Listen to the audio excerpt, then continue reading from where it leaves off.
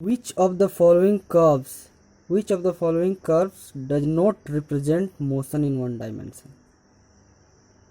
तो क्वेश्चन है कि ये 4 ग्राफ दिए हुए हैं, वेलोसिटी वर्सेस टाइम के ग्राफ दिए हुए हैं। तो क्वेश्चन है कि इनमें से कौन से ग्राफ है जो वन डायमेंशन मोशन को रिप्रेजेंट नहीं करते हैं। तो पहले हमको देखना होगा कि एक पर्टिकुलर इंस्टेंट ऑफ टाइम में दो वेलोसिटी का कंपोनेंट नहीं होना, दो वेलोसिटी नहीं होना चाहिए।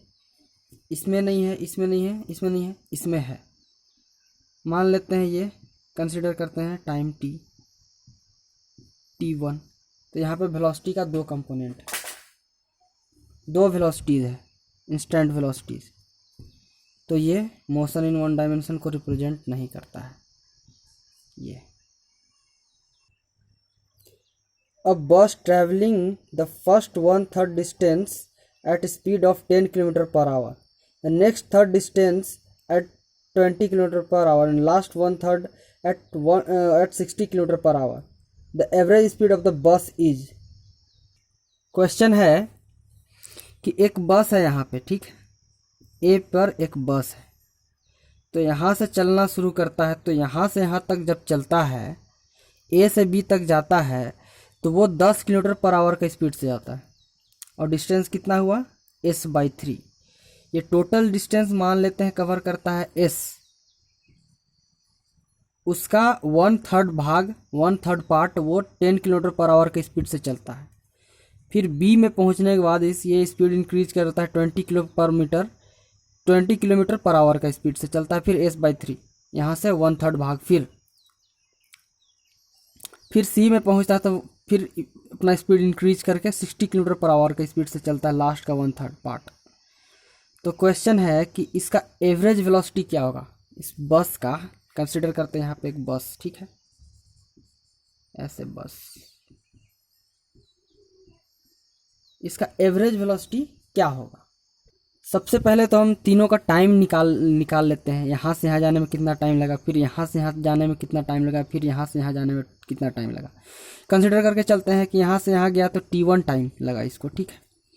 यहाँ से यहाँ b से c गया तो t2 टाइम लगा, ठीक है। और c से d गया तो t3 टाइम लगा। अब t1 का वैल्यू कैसे निकालेगा, t1 equals to total distance covered by speed. तो ये डिस्टेंस कितना कवर किया, s/3। इसका स्पीड कितना है, 10 किलोमीटर पर आवर, ठीक है। अब t2 का कितना हो जाएगा वैल्यू, t2 का वैल्यू हो जाएगा s/3 by 20 kilometre per hour, and t3 का वैल्यू हो जाएगा s/3 by 60 kilometre per our, ठीक है। अब हमें फाइंड करने को बोला गया कि एवरेज स्पीड क्या होगा। तो एवरेज स्पीड का फॉर्मूला क्या होता है, टोटल डिस्टेंस, ये बस जितना डिस्टेंस कवर किया, total distance divided by total time taken, उसको जितना टोटल टाइम लगा। तो टोटल डिस्टेंस क्या हो गया, टोटल डिस्टेंस हमारा हो गया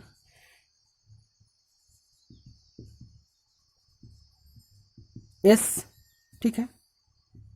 टोटल टाइम कितना हो जाएगा, t1 plus t2 plus t3 equals to, ये तीनों को हम जोड़ देंगे तो s/3 by 10 plus s/3 by 20 plus s/3 by 60, ठीक है, ये हो गया। हाँ, तो एवरेज वेलोसिटी हो गया हमारा s/, ये हम इसको वैल्यू को पुट कर दिया एवरेज वेलोसिटी का फॉर्मूला में। टोटल टाइम मेरा ये हो जाएगा और टोटल डिस्टेंस ये है। अब इसको सॉल्व करते हैं तो मेरा आता है s/18, ठीक है। तो ये हो जाएगा s/s इंटू 18। तो एवरेज वेलोसिटी आ गया 18 किलोमीटर्स पर आवर। ये हमारा हो गया एवरेज वेलोसिटी इक्वल्स टू, ये हमारा फाइनल आंसर हो गया। नेक्स्ट क्वेश्चन है, a car moves a distance of 200 metre, it covers the first half of its distance at speed 40 kilometre per hour and the second half of the distance at v kilometre per hour. The average speed is 48 kilometre per hour, find the value of v। एक car है, यहाँ पे मान लेते हैं car है, ठीक है।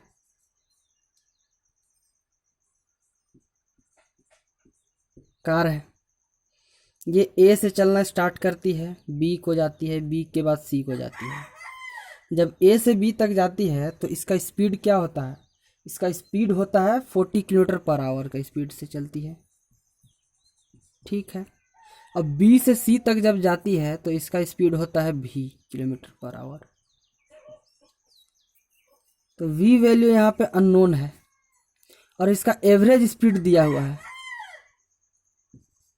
एवरेज स्पीड दिया हुआ है, एवरेज वेलोसिटी हमारा दिया हुआ है, एवरेज वेलोसिटी दिया हुआ है 48 किलोमीटर पर आवर। तो हमें v का वैल्यू निकालना है। तो v का वैल्यू निकालने के लिए क्या करेंगे हम, सबसे पहले हम यहाँ से a से b जो डिस्टेंस कवर किया, कितने टाइम में कवर किया उसको निकालेंगे, t1। अब b से c t2। अब t1 का वैल्यू क्या होगा, डिस्टेंस बाय स्पीड होता है।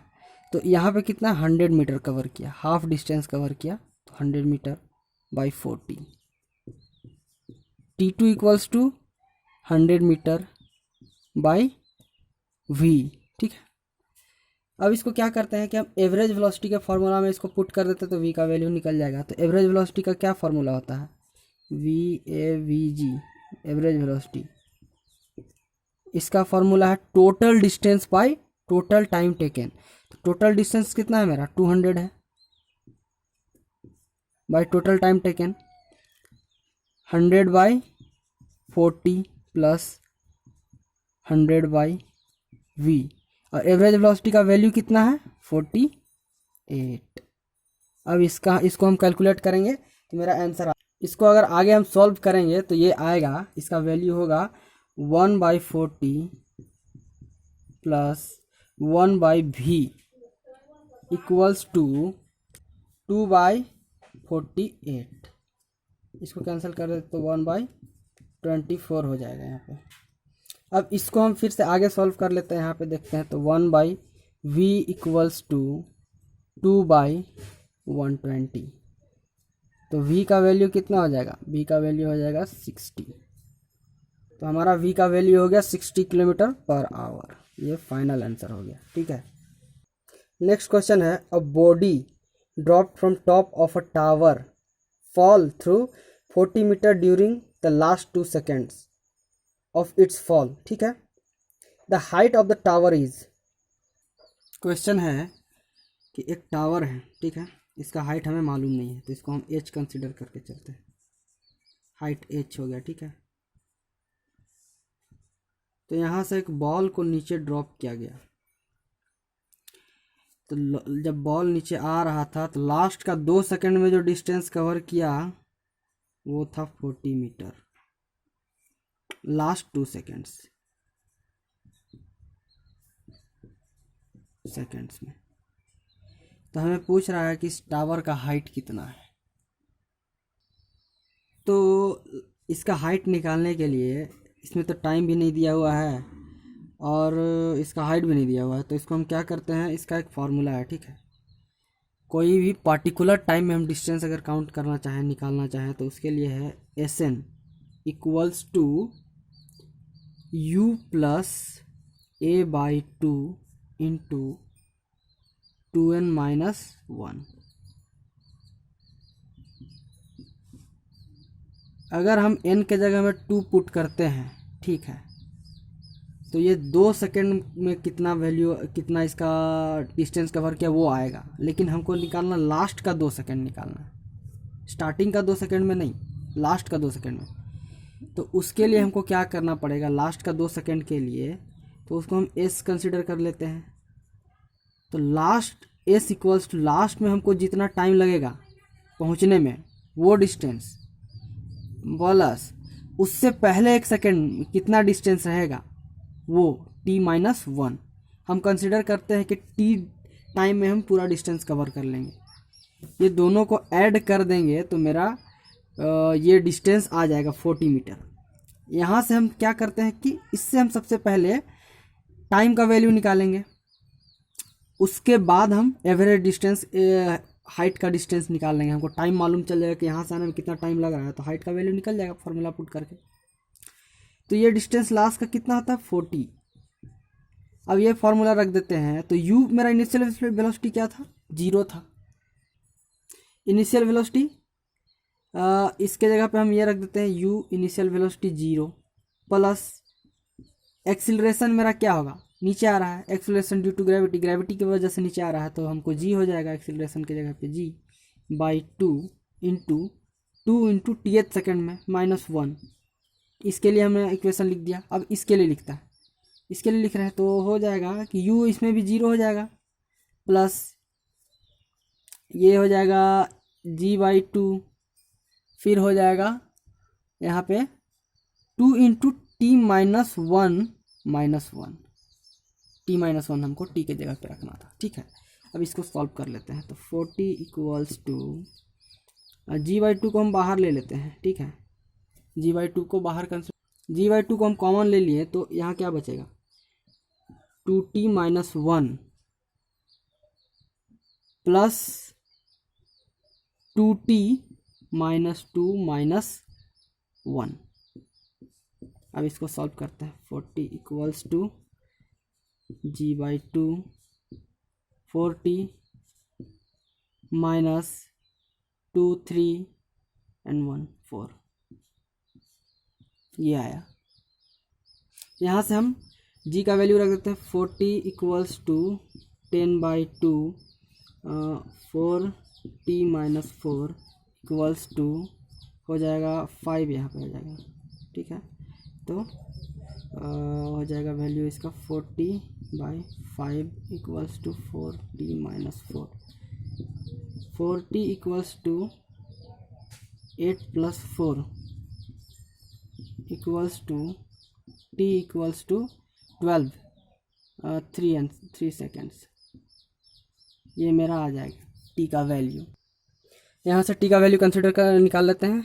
8 इक्वल्स टू हो जाएगा मेरा 4t equals to 8 + 4 equals to 4t equals to 12 t equals to 3 second. ठीक है, t का वैल्यू 3 सेकेंड आ गया मेरा। मतलब बॉल को यहाँ से ग्राउंड तक आने में हमको t सेकेंड मतलब 3 सेकेंड लगा। 3 सेकेंड लगा तो distance travel in t seconds 3 seconds. ठीक है, 3 सेकेंड तो टोटल डिस्टेंस कितना ट्रैवल करेगा, h करेगा। h का वैल्यू हमको निकालना है, तो ut प्लस हाफ GT², ये फॉर्मूला अप्लाई कर देते हैं। u का वैल्यू क्या है 0 है, तो ये 0 हो जाएगा। 1/2 g का वैल्यू 10 एंड 3 का स्क्वायर, तो हो जाएगा यहाँ पे h इक्वल्स टू 5 × 9, तो h इक्वल्स टू 45 मीटर। तो अब यहाँ पे हम लिख सकते हैं कि ये डिस्टेंस कितना हो जाएगा, हाइट, इसका हाइट कितना हो जाएगा, पोल का हाइट हो जाएगा 45 मीटर। ओके।